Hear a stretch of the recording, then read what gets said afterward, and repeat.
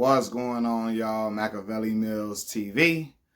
I really wanted to make this video after I went live this morning because I want to express this sentiment. We as black men got to learn how to talk to each other better. We have to. A lot of the problems and conflict that occurs in the hood happens because we don't know how to talk to each other as men. For real. Every time I notice it, growing up in the hoods of Chicago, because I'm from the south side of Chicago, Illinois, still on the south side of Chicago. Growing up in the hoods of Chicago, I noticed that a lot of stuff went to a level it didn't have to go to because one man said something super egregious, and then that man felt like he had to respond because now you didn't disrespected him for no reason. It was a simple disagreement, then it got taken up to a notch because this one person can't control his temper, his ego, his pride, and wants to just automatically disrespect another man because they got a little small conflict. Now that small conflict turns into a big conflict because that person responds to the aggression and disrespect with more disrespect. And then it's a snowball effect. Next thing you know, somebody fighting, somebody in jail, or somebody's life is taken. We got to learn how to talk to each other as black men, y'all. We have to. Seriously. Like, and I spoke about this too. Growing up in the hoods of Chicago, a lot of street dudes feel like they can talk to civilians any type of way. They feel like they can disrespect you and talk to you crazy because they a street dude. No, that's still a man.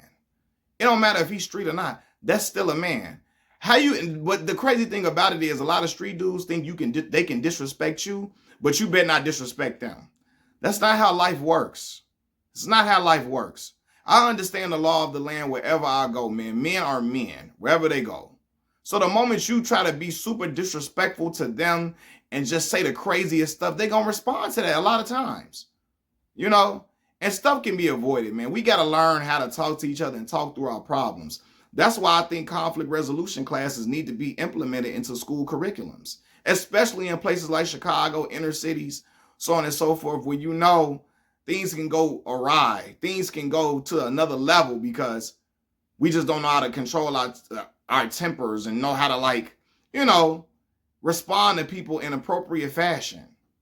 Seriously, I've seen men get hurt off of not knowing how to talk to each other.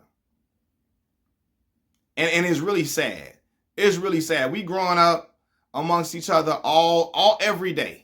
Going to the same corner stores, same basketball courts, going to the same schools, going to the same malls, the same movie theaters, so on and so forth, living amongst each other. And still feel like we got to lead with disrespect when we talking to each other. No, man.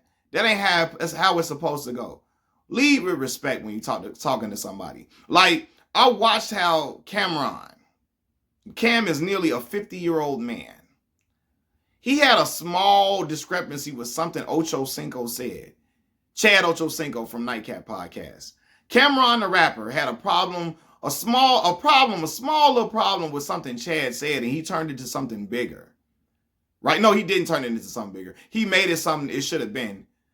Because he had that small problem, he was calling Chad all type of bitch-ass N-words and stupid N-words and stupid motherfuckers and dumb motherfuckers for no reason. Now, he's lucky that Chad is an adult and responded in a way where he yo, I'm not coming for no conflict, bro. I'm not even coming here for that, man. I come with love. I lead with love. That's how I live. You know what I mean? And Chad really led with that for the most part in his response. And because Chad led with that, the situation got diffused because people was looking at Cam you tripping. You tripping. You really own one for no reason. But can you imagine if Chad Ocho Cinco responded to Cameron the way Cameron led with disrespect to him? It could have went to somewhere. It could have went to a land of no return. Because growing up in the hood, when a man says something to a man, it gets to a point of no return. And it could have all happened because of the way Cam led with disrespect. And I don't want to hear that, he from Harlem and he from New York. Don't put that on where you from. A lot of dudes learn disrespect at a young age and they don't know how to take it out of their system. But I'm saying they don't know how to take it out of their system until things go wrong. Until somebody gets hurt or fatally or it's a fatality somewhere. Somebody, it's a fatal situation. And then people start thinking about, dang, I should have handled this a different way. When it's too late. When it's too late.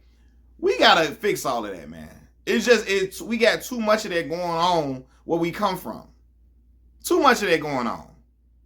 You know, because in the hood, a lot of us get taught the wrong shit. Now, luckily enough for me, my father taught me the right way. My uncles taught me the right way. My mother taught me the right way and all of that. So I don't lead with disrespect with men. I treat men like men, especially when a man will teach you like, yo, that's a man. You don't talk to him like that. Talk to him even if he's not a man or woman, talk to people with respect, even when you got an issue. Don't just come out calling people all type of crazy, egregious names, being the most disrespectful you can think of in order just to take it to another level or have the most heinous reaction. That's what we get taught in the hood. I got to be disrespectful first. I got to be the most disrespectful first so I can get my shit off. Especially if a crowd watching. If a crowd watching, I got to be the most disrespectful I can be. So that I can look like the aggressor, aka the cool person in the situation, when aggression is sometimes aggression is not even needed. There's no need for aggression. Things can be handled without aggression, especially like unbridled aggression, aggression for just no reason. Like, bro, what are you doing? What are you doing? You know, so we really got to learn how to talk to each other as black men, man. If we could talk to each other, a lot of the stuff that happened in the hood would not be happening. And I've said that over. I feel like I'm being repetitive in the video, and excuse me if I am to anybody that's watching, but it's like stuff get taken to a whole nother level, and it's like, for what? For what? A lot of us got children. We got to return home to our kids. We got to return home to our babies. A lot of us got all type of responsibilities. We ain't got time to be in no mess. Like, we ain't got time to be doing stupid stuff. We don't. We don't. We need to be here for our little brothers and sisters, mama, father, kids, significant other, all of that, man. Like, we don't need that. We already got a lot of other stuff taking us out as black men. We already got a whole lot of stuff against us as black people. Why are we contributing to BS and to dumb stuff? Why are we contributing to that? We adding on to the mess by just being super disrespectful, ultra disrespectful, for no damn reason. For no reason. And I see it way too often, man. Way too often. Dude bump you on accident. He say, excuse me. And instead of saying, it's all right, brother, you watch where the fuck you going. And then next thing you know, it's a vile situation. Because you didn't know how to take excuse me, brother. You so mad at whatever you mad at. You so aggressive. You want to show you ain't no hoe at any turn. Because that's where we come from, the hood we come from. I ain't no hoe. I ain't nobody hoe. You want to show you ain't a hoe so bad. You willing to disrespect the man who said excuse you to a person that accidentally bumped you. I remember, man, I was on a bus and I was coming from work one time. This was some years ago. I probably was like 25 years old, right? I'm on a bus. I'm coming from work and an older black gentleman gets on the bus. He accidentally bumps into me and falls into me because the bus pulled off a little quick. And he said, I'm sorry, brother. I'm sorry, young brother. I'm sorry, young brother. I said, it's okay. It's okay, sir. It's all good. It's all good. I understand. So I said, it's no problem. And he kept saying, I'm sorry, brother. I'm sorry. I said, no. He said, man, I have to keep saying, I'm sorry, man. I hope you weren't one of them young brothers that'll try to shoot me or something out here. And that's sad, man. This older gentleman in his 60s thinking I could possibly be a threat for him bumping into me. And it wasn't serious at all, man.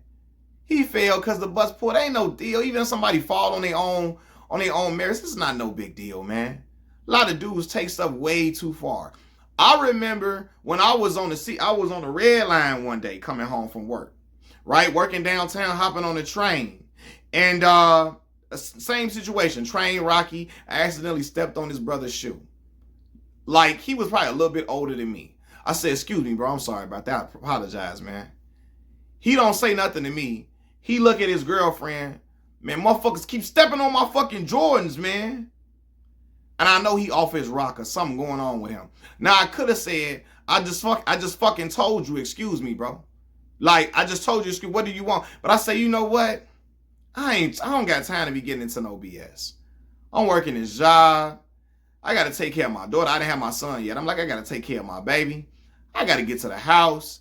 Long as he ain't trying to come at me with no aggressive stuff, trying to do nothing to me, let me go on about my business. And it was an older gentleman who watched the whole thing, who had been talking to me before the guy got on the train, right? He saw I had on the Kappa Alpha Psi jacket. He was talking to me, talking about how he plays Omega Psi Phi. Cool, brother, right?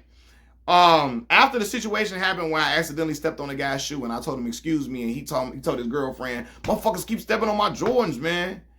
After I let the situation go, the old man got off the train and he grabbed he tapped my shoulder. He said, stay positive, young brother. Stay positive.